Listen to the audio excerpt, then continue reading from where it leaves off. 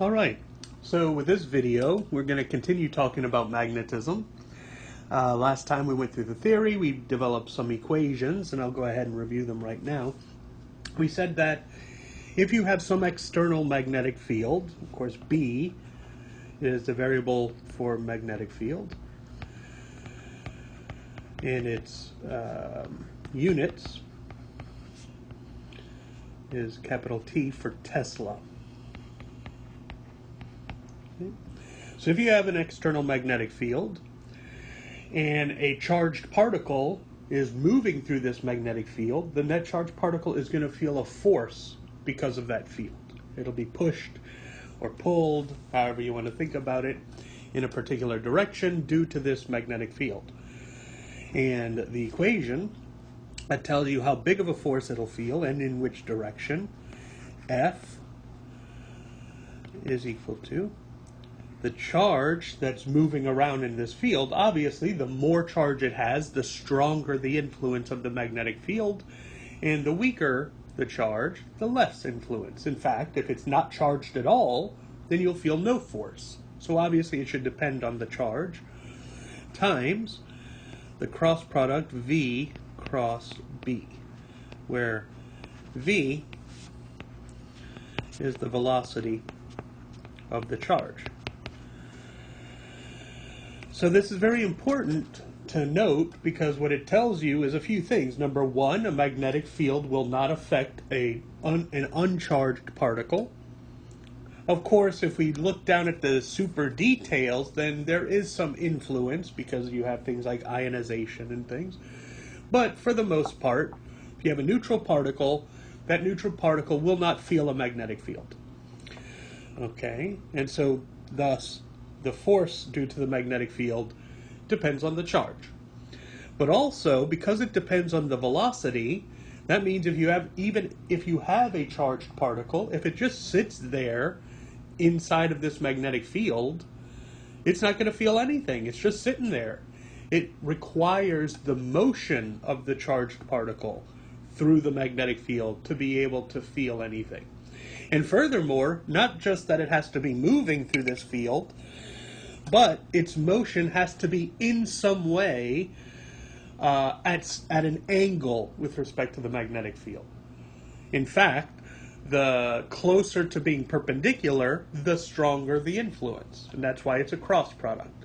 Cross product always gives you its maximum when the two vectors are perpendicular to each other, and its minimum 0 when they're parallel. So, for instance, if you have a magnetic field pointing this way, and then you have this charged particle, and the charged particle moves in the same direction, or even the other way to the left, you get no force because of this magnetic field. You need to have the motion at least at an angle, and for the maximum amount of force, it would be perpendicular. Now, at this point, I do want to make special mention of some notation you might see, because, of course, we write on two-dimensional slabs, we write on paper or a chalkboard or whatever. It's hard sometimes to visualize or at least draw on these papers the third dimension, three-dimensional space, but that's what we live in. So, of course, sometimes you'll see something like the coordinate system like this, where this is X, Y, and Z, where Z is kind of coming out of the page. And so this kind of looks three-dimensional if you focus on it.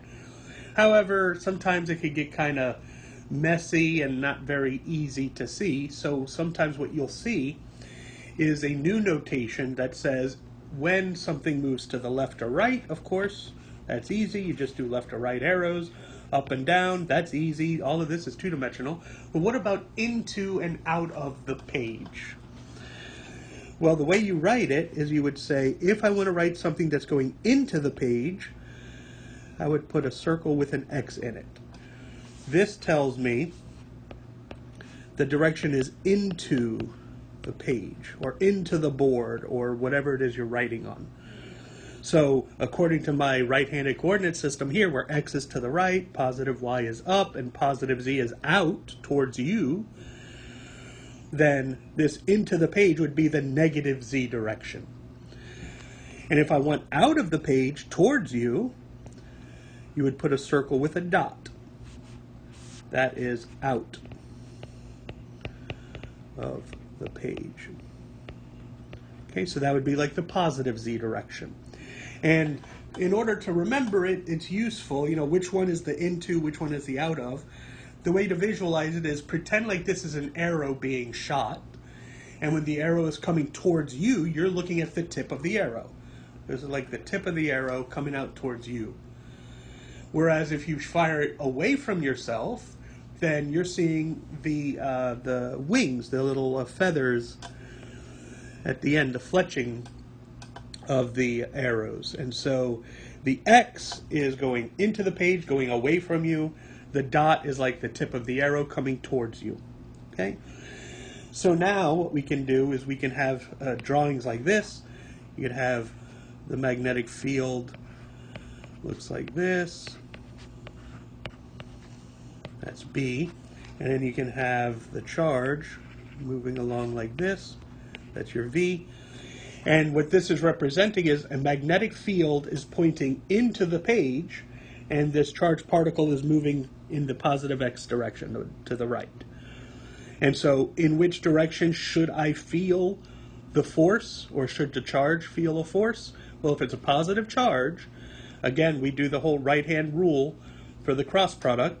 V, I'll stick my fingers to the right of my right hand, stick them out that way, and then I'm going to curl my fingers so that they curl into the page, and my thumb points in the direction of the force felt, and in this case the force would be straight up. Right? So to the right and in, that is a positive X crossed with an in, which is a negative Z. So if we have X, positive X, crossed with negative Z, well, XZ, so the one that's missing is a Y, but because X to Z is anticyclic, it's out of order, I would get a negative sign for him. But because there's a negative here, that negative cancels that negative and it becomes positive Y. Okay? So either use the right-hand rule if you want to, visualize it, or if you just know the mathematics, if you know how to do the cross product and the cyclic permutation business, you could use that to figure out the direction. Okay, so force felt by a charged particle through a magnetic field is given by that equation. And then we had also the force felt by a wire, which has a current passing through it, so we call it a current carrying wire. Well, that's given by I, the current that's flowing through the wire, times L, how long is this wire that's in the magnetic field, times B, the strength of the magnetic field that you place the wire in, sine theta.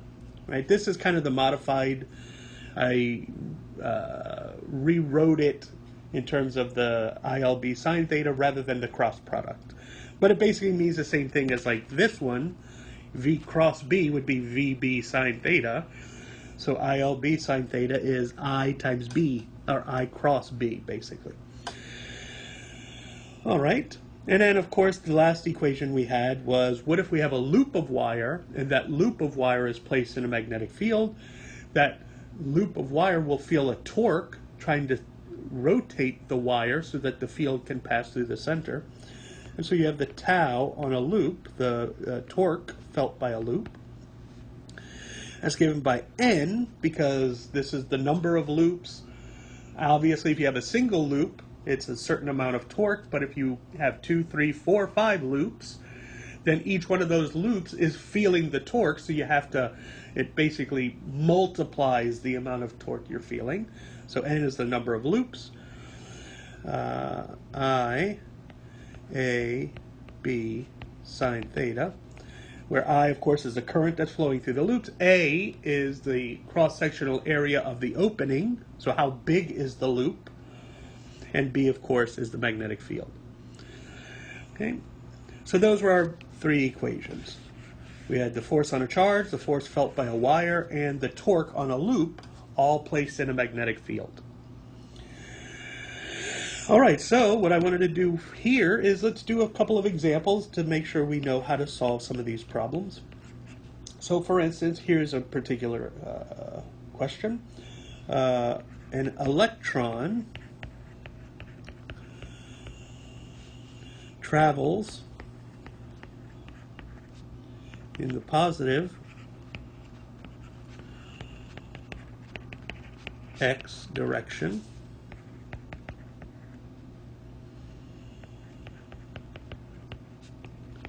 with a speed of 100 meters per second. There exists an external magnetic field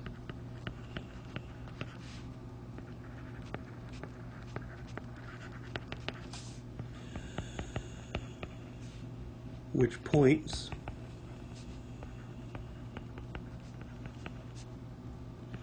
in the negative y direction. If its magnitude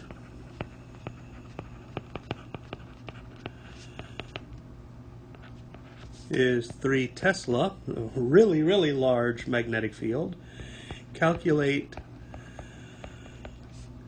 the magnitude and direction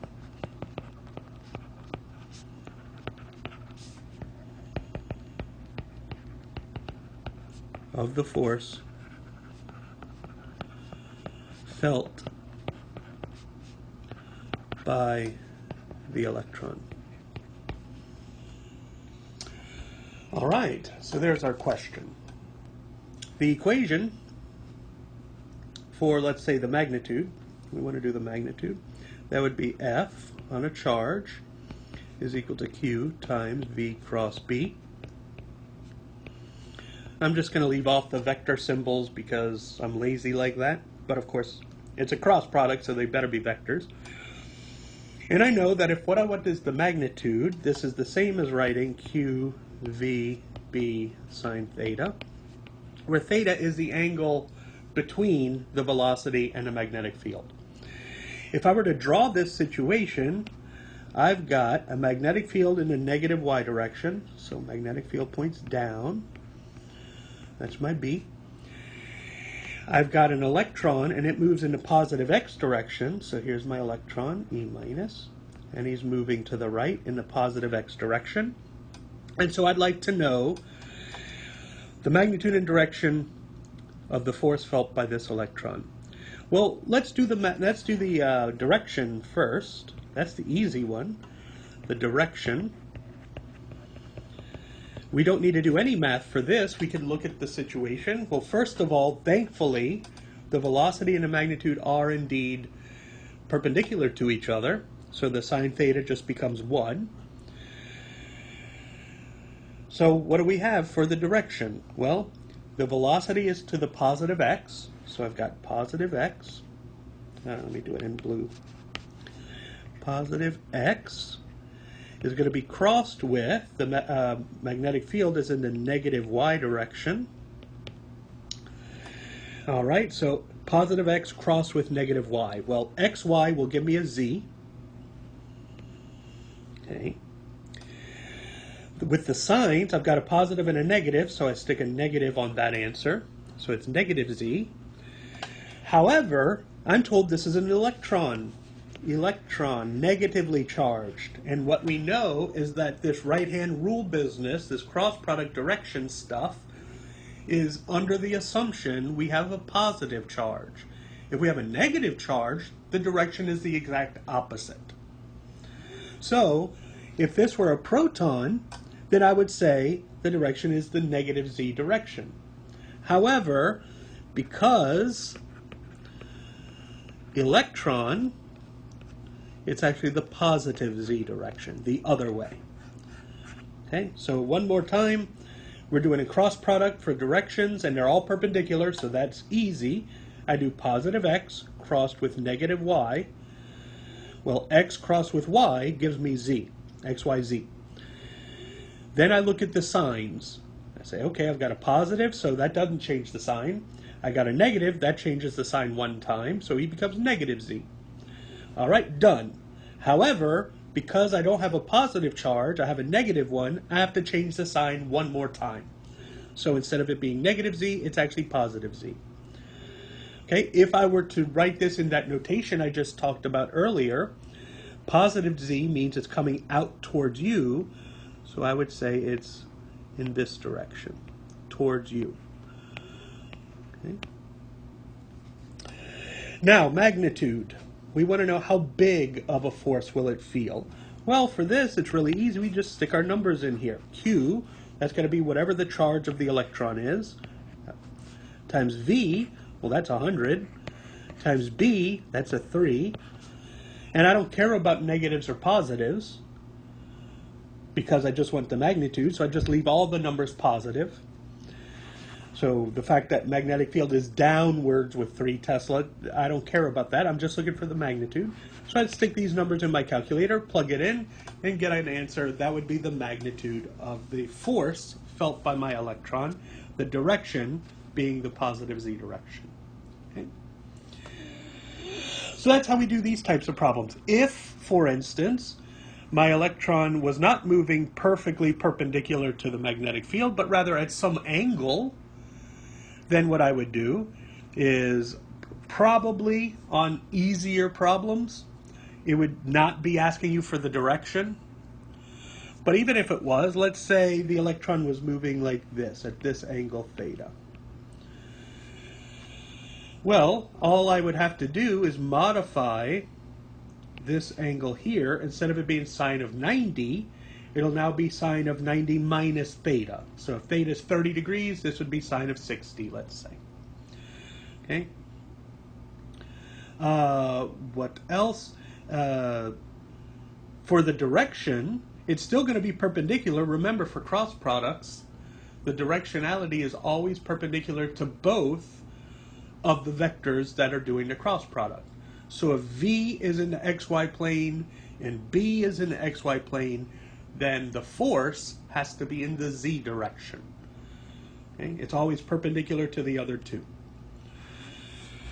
So if it's not perpendicular, if it's at an angle, you just plug the angle into this sine theta business. No big deal. Or you could do the full out normal cross product using the determinant of the matrix and things like that. That's fine too. All right, let's do another example. How about something like this? You'll probably see something like this on a test, and it says, for the following situations,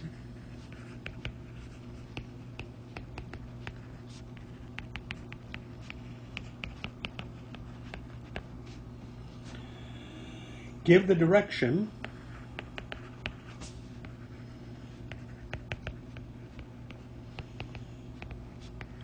of the force felt by the proton. Okay, so we'll have a few examples.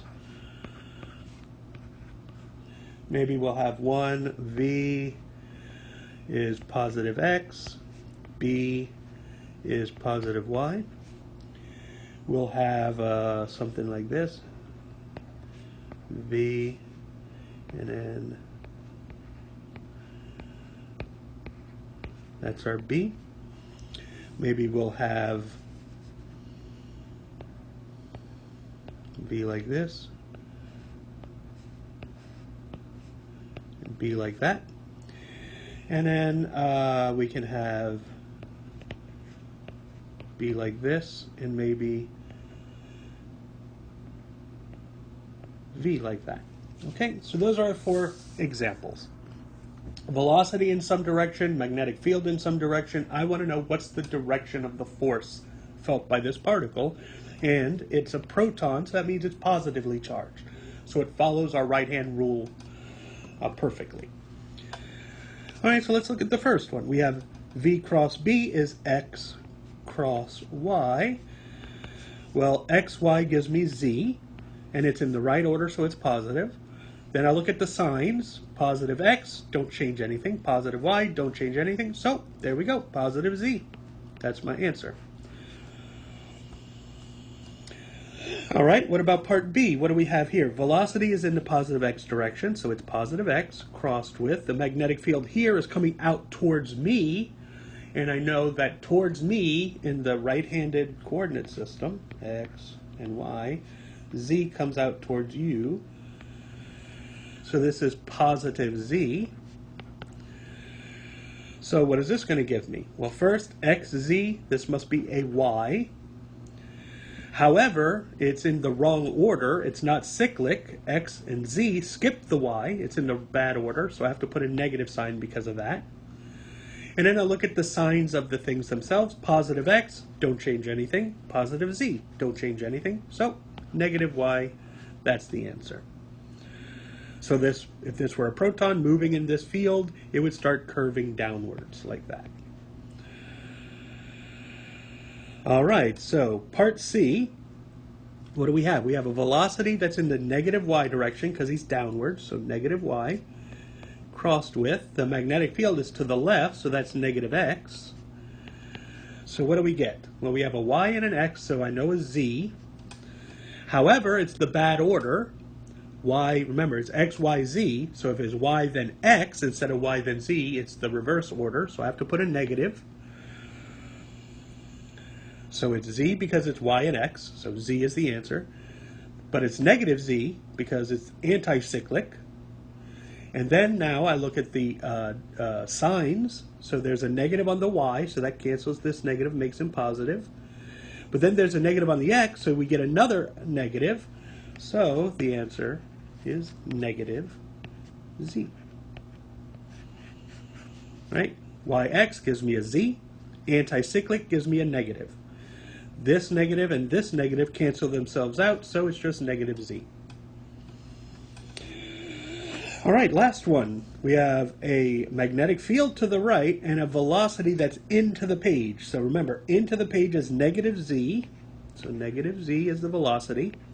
And remember, it's v cross b. Velocity goes first, magnetic field second. So negative z for the velocity. Magnetic field is positive x. So what do I get? I have a z and an x, so the answer is a y. Is this the right order or is this anti-cyclic? Well, x, y, z. What comes after z? You go back to x again. So z then x. That's correct. So positive is good. Then we get a negative from the z. Negative z. And positive x doesn't change anything, so the answer is negative y. Okay. And that's how we handle these types of problems. When all you do, or when all you're being asked for is the directionality, these problems are really nice. If you know the right-hand rule, if you're comfortable with the cyclic permutation business, either do it with your right hand, like I said, when you're doing V cross B, you put your fingers in the direction, on your right hand, of the direction of V, whichever direction that is, and then you're going to rotate your hand, keeping your fingers in that direction, but you rotate it in such a way that when you curl your fingers towards your palm, it goes in B's direction. So if I'm doing X and Y, right, I first would put here's my hand, my fingers like that. Okay, there's my fingers. Right, so my fingers point in the positive X direction. And now I'm going to curl my fingers, but if I curl them when my hand is like this, notice my fingers would go into the page. That's the negative z. I don't want it in that direction. So I have to rotate my hand so that when I curl my fingers towards my palm, they're pointing upwards in the positive y direction. So that would be like my thumb's coming out towards you, and my hand now is pointing this way. Okay, so this is out towards you. Fingers are pointing still in the positive x direction, but now when I curl my fingers, notice they would curl upwards. Okay, horrible picture, but I got my fingers to the right, and then I move my hands so that when I curl them, they curl upwards from the right. And now, which way is my thumb pointing? It's pointing out towards me, or out towards you. And I know out of the page is the positive z direction. So that's how I could get positive z if I don't know the x cross y stuff. You literally just use your right hand. Fingers in the direction of v, curl them to the direction of b, whichever direction your thumb points, that is the direction of the force. Alright, so there were a few examples, finding the magnitude and direction stuff for forces on these charges when they're flowing through magnetic fields. I hope this was helpful, makes doing some of the homework problems easier. If you have any questions, let me know as always, and I will see you next time.